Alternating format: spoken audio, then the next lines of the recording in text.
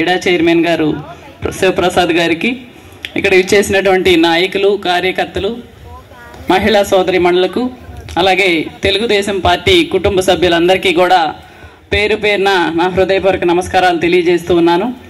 గౌరవ ముఖ్యమంత్రి శ్రీ నారా చంద్రబాబు నాయుడు గారు, అలాగే యువ నాయకులు శ్రీ నారా లోకేష్ గారి సారథ్యంలో ముందుగా మన ఏలూరు నియోజకవర్గ అభివృద్ధికి సంబంధించి మరి 11 నెలల కాలంలో గౌరవ శాసనసభ్యులు శ్రీ బడేటి చంటి గారు, మరి మా పాలకవర్గం కూడా కలిసికట్టుగా ఏలూరు నగర అభివృద్ధి విషయంలో మరి ఎంతగానో కృషి చేస్తూ ఉన్నాము. ముఖ్యంగా ఈ 11 నెలల కాలంలో 15 కోట్ల రూపాయలతో ఏలూరు నగరాన్ని అభివృద్ధి చేసుకున్నాం.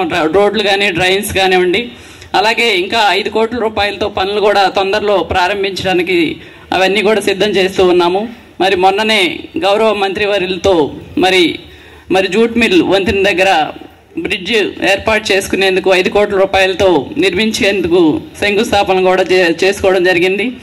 మరి అదేవిధంగా ఏలూరు నగరంలో మరి గౌరవ ముఖ్యమంత్రి శ్రీ నారా చంద్రబాబు నాయుడు గారు మరి ఏదైతే మాట ఇచ్చారో పెన్షన్ని పెంచుతూ మరి మన ఏలూరు నియోజకవర్గంలోనే 28,000 మందికి పెన్షన్లు 12,40,000 రూపాయలు మరి ఇక్కడ ఇవ్వటం జరుగుతుంది.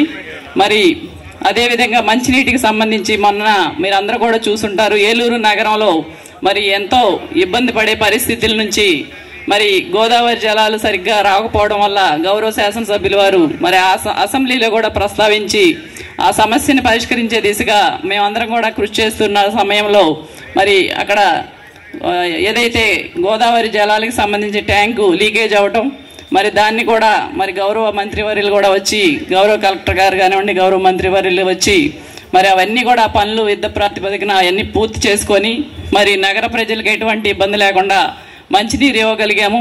మరి అదేవిధంగా మన గౌరవ శాసనసభ్యుల వారి సారథ్యంలో ఇంకా రానున్న రోజుల్లో ఏలూరు నగరాన్ని అభివృద్ధి పదంలో ముందుకు తీసుకెళ్తాం. ఎందుకంటే మరి నగర ప్రజలందరూ కూడా చాలా అదృష్టవంతులు. ఏలూరు శాసనసభ్యులుగా మరి రాధాకృష్ణయ్య గారు మరి ఎక్కడా కూడా ప్రజల్ని ఇంటి చుట్టూ తిప్పుకోవడం కానివ్వండి, వాళ్ళని వెయిటింగ్ చేయడం ఎలాంటి పరిస్థితులు లేదు. మరి ఎక్కడైతే సమస్య ఉందో ఆ సమస్య దగ్గరికి వెళ్ళి పరిష్కరిస్తూ ఆ సమస్యను పరిష్కరించే విధంగా ఆయన అది అయిపోయే వరకు కూడా నిద్రపోరు.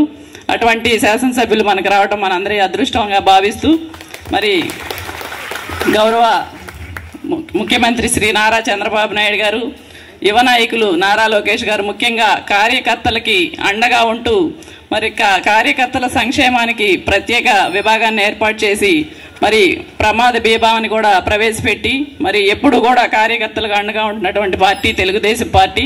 మరి రానున్న రోజుల్లో మనందరం కూడా అండగా ఉంటూ ముందుకు వెళ్ళాలని మనస్ఫూర్తిగా కోరుకుంటూ మరి రేపు 27, 28, 29 జరగబోయే మహానాడు కార్యక్రమాన్ని కూడా మీరు అందరూ కూడా విజయవంతం చేయాలని మనస్ఫూర్తిగా కోరుకుంటున్నాను. Thank you.